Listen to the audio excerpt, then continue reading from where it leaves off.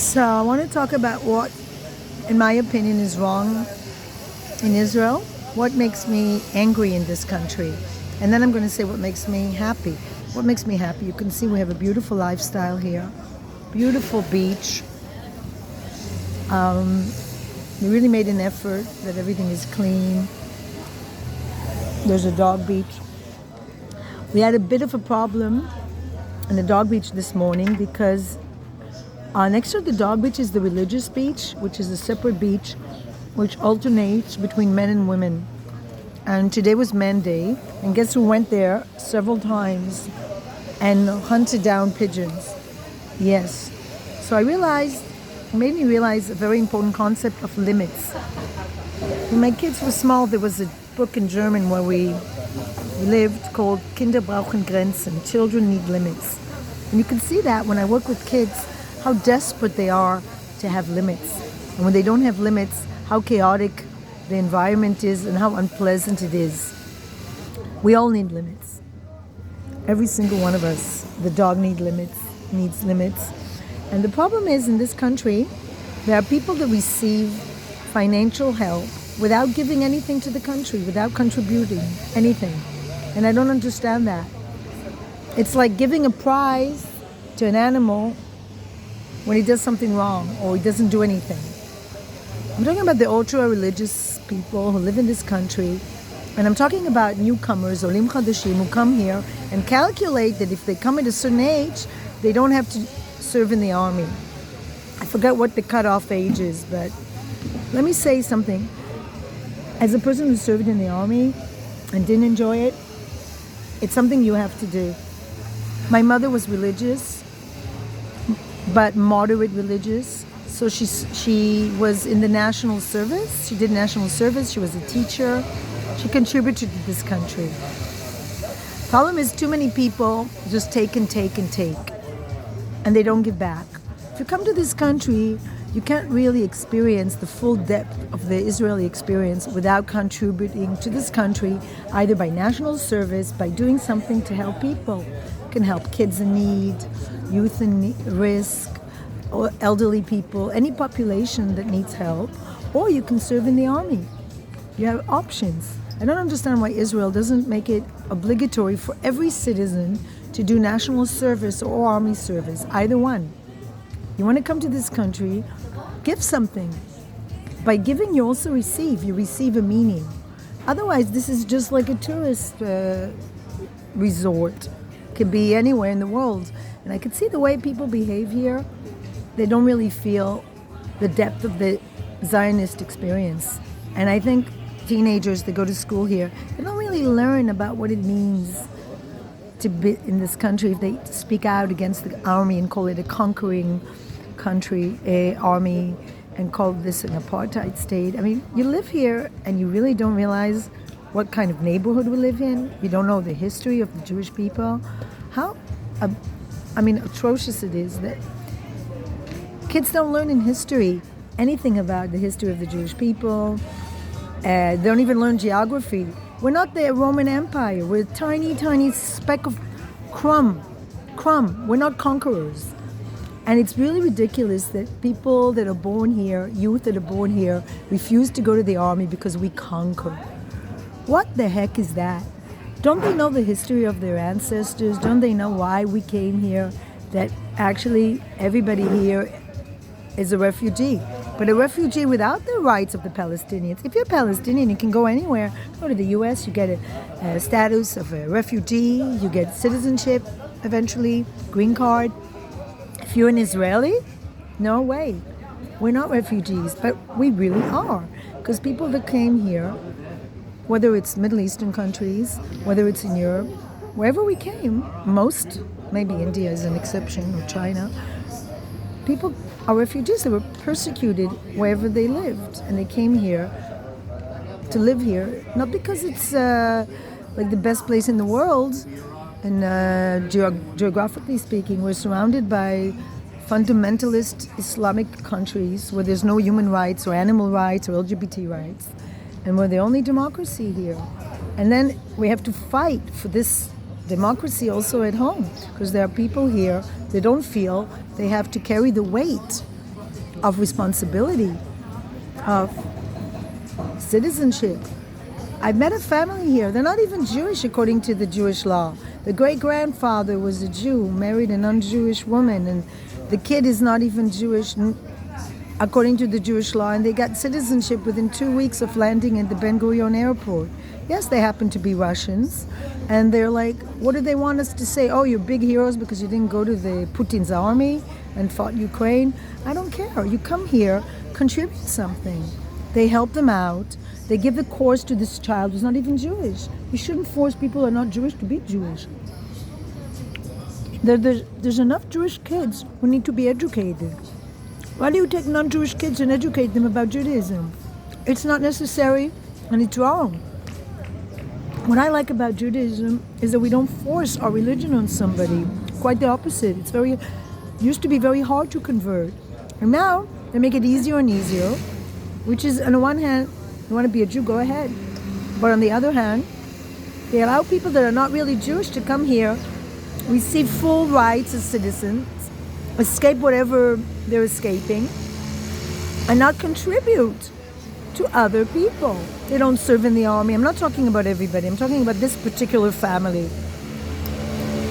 And it's not an easy place to live, but if you're wealthy, if you're a wealthy Russian person, and you found some great-great-grandfather, I'm sorry, it's not good enough. It's supposed to be a place for Jewish people who are persecuted. You weren't persecuted. You were Christian in Russia. Nobody told you you're a dirty Jew at school because you're not Jewish. So why the hell should you be here? Why should you receive full rights? Doesn't make sense. It seems to be very wrong. There's Ethiopian Jews that need to come here, and there's nobody bringing them. And it's sorry, but it's totally racist. Ethiopians are very connected to this country, to this land, to this tradition. As a community, I say, I'm generalizing, of course. They seem to be very connected to this country, much more than a Russian person who has no connection to Judaism whatsoever and celebrates Christmas, their Russian Christmas or whatever shit, and doesn't practice anything Jewish, doesn't feel a connection. And the most important thing you notice, the most important aspect you notice, because I don't really want to get into who's a Jew and not a Jew, but on the other hand, it makes a difference. The language. When my ancestors came from Ukraine, they stopped speaking Russian. They spoke, or Ukrainian, they spoke Hebrew. This is part of the Zionist idea that you come back to your historical homeland and you speak your ancient tongue. Now, if you come to this country and you act like you're in Russia, you do the same things as you did when you were in Russia, you speak Russian, well, what is the connection? And the answer is nothing. Absolutely nothing. On the other hand, you have these religious people who also, maybe they speak Hebrew, but they don't really have a connection because they don't really serve, they don't sacrifice anything for this country. I'm really sad that our finance minister has been, probably the future finance minister, has been in prison for financial issues.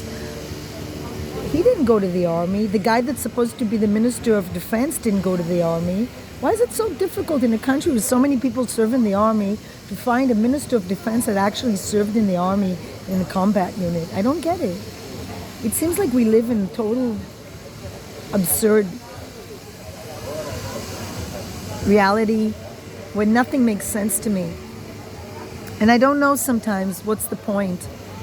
But I do know that, yes, I'm here also for the weather, and I'm also here for the freedom that I can live in a country where I have, as a citizen, a right to keep a dog without the police coming to my door several times and being thrown out of apartments.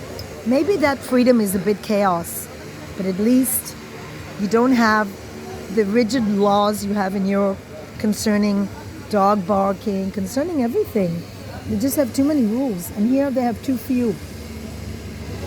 But I do wish Israel would limit its citizenship to people that really need to be here. And who needs to be here? Jewish refugees, Arabs that were born here. They need to be here. Everybody else, what the hell are you doing here?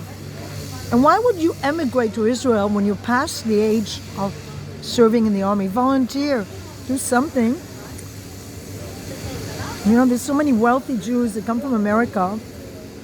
They're college graduates, they come from very wealthy families. Why do they come here and not do anything for the society? Why don't they volunteer? I think though, helping has its own reward.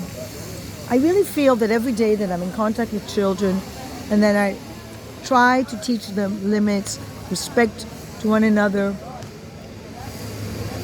basic things that I see are so missing in children's education in Israel. Just the sense of respecting somebody else's limits, not screaming, not grabbing things, not speaking in a language that is disrespectful. All these things are so important. Even kids that grow up in an affluent home with educated people, they really need to learn limits and respect for the other person and for their elders.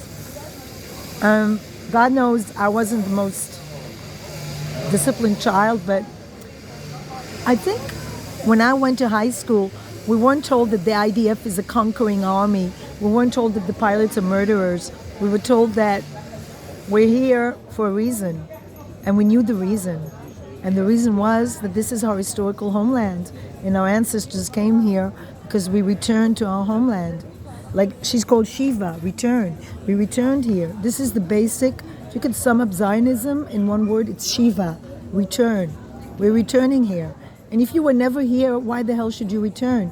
If your ancestors are some tribe in Russia, why should you come here? Why? What is your connection here?